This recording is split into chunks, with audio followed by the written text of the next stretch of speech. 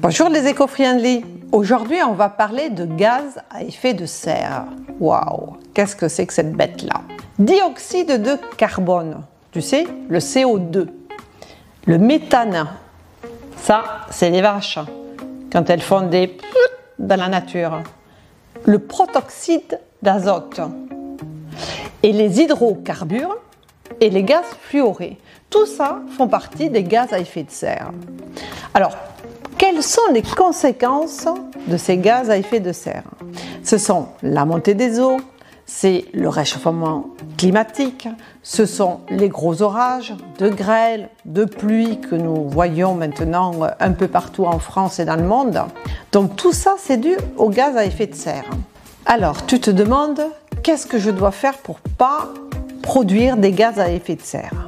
La première des réponses, c'est le transport. En effet, si tu prends une voiture individuelle, il y aura du gaz à effet de serre. Il faut préférer la marche, ça fait du bien.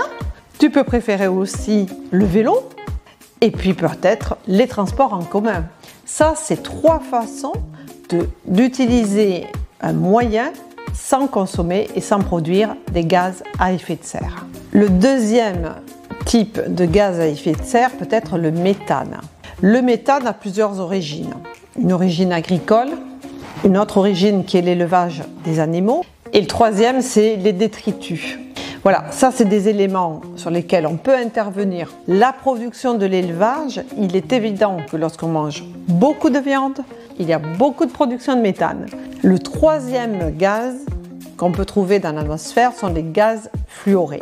Les gaz fluorés sont des gaz qui sont émis par les climatisations, les frigos, et donc ce sont des gaz que nous utilisons à la production et qui dans l'atmosphère font de véritables dégâts.